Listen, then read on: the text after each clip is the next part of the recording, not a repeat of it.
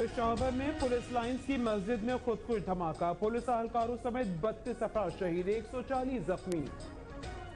मुल्क के अंदर अनफॉर्चुनेटली दहशतगर्दी की जो एक नई लहर है वो सर उठा चुकी है और जिस तरह के मामलात हो रहे हैं, जिस तरह के इक़दामात हो रहे हैं।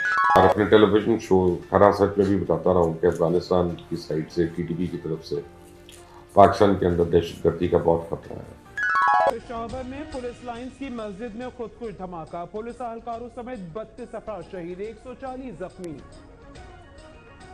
हुक्काम के मुताबिक हमलावर पहली सफ में था, नमाज जोहर के दौरान खुद को उड़ाया।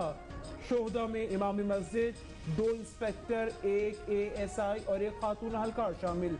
जख्मियों की लेडी रीडिंग और दीगर अस्पतालों में मुंतकिली, कई की हालत तशवीशनाक। धमाके से मस्जिद का आधा हिस्सा मुनहदम हो गया, मुतअद्दिद अफराद के मलबे तले दबे होने का खदशा। मुल्क के अंदर अनफॉर्चुनेटली दहशतगर्दी की जो एक नई लहर है वो सर उठा चुकी है और जिस तरह के मामलात हो रहे हैं, जिस तरह के इक़दामात हो रहे हैं, सरहदों से लेकर पाक अफगान बॉर्डर से लेकर दीगर तमाम तर चीज़ें।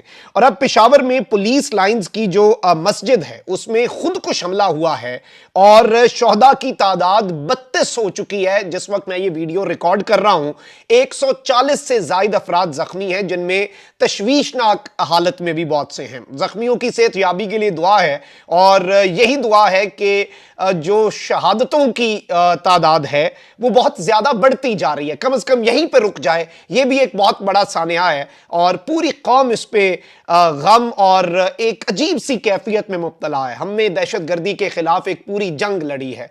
हमने अपने पार्कों में, अपने स्कूलों में, अपनी इबादत गाहों में कहां कहां नहीं खून की होली जो है वो दहशतगर्दों को खेलते देखा। और जाहिर बात है कि इस वक्त जितनी चीजें हो रही हैं, बिलखुसूस जो हमारा खैबर पख्तूनख्वा का सूबा है वहां पर और पेशावर में, और मैं आपको यह भी बता दूं कि सीनियर सहाफी हैं, बैनुल अक़वामी इदारों के साथ भी मुंसलिक रहे हैं, इस्लामुद्दीन साजिद साहब, उन्होंने भी यह बात कही है कि जिस जगह में पेशावर में धमाका हुआ है ये इंतहाई सिक्योर है। और यह भी एक बहुत बड़ा सवालिया निशान है कि खुदकुश हमलावर इस मकाम तक पहुंचे कैसे।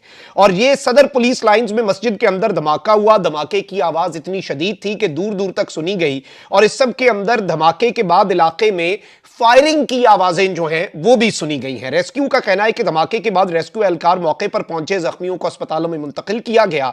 सिक्योरिटी एहलकारों ने इस वक्त इलाके को सील कर लिया हुआ है। 18 पुलिस एहलकारों समेत 32 अफराद अभी तक शहीद हो चुके हैं और यह तादाद लगातार बढ़ती जा रही है। अनफॉर्चुनेट है, जनाजे उठते जा रहे हैं।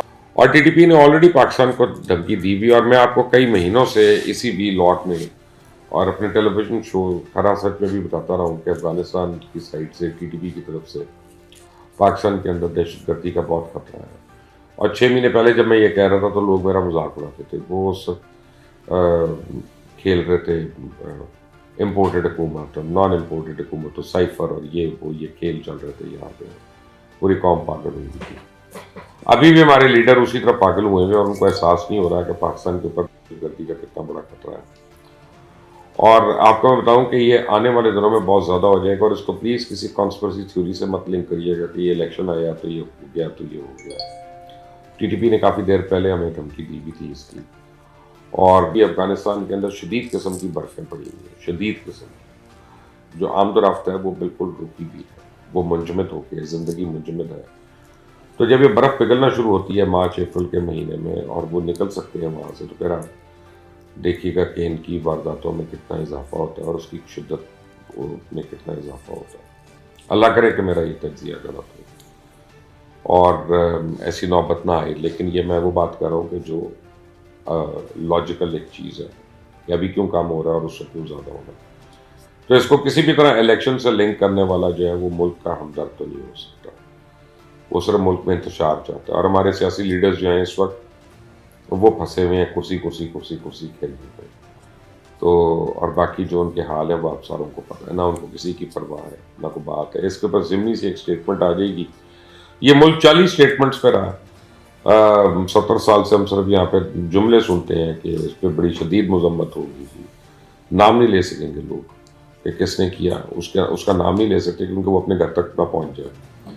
बस शदीद मजम्मत है वाकई की, हमदर्दी होगी। कोई KPK की जो गवर्नमेंट है वो ऐलान कर देगी पुलिस के लिए, कोई फंड का ऐलान कर देगी, अल्लाह ना खैर सल्ला कल तक कोई और खबर आ जाएगी और वो खबर मैं आपको भी बता देता हूँ।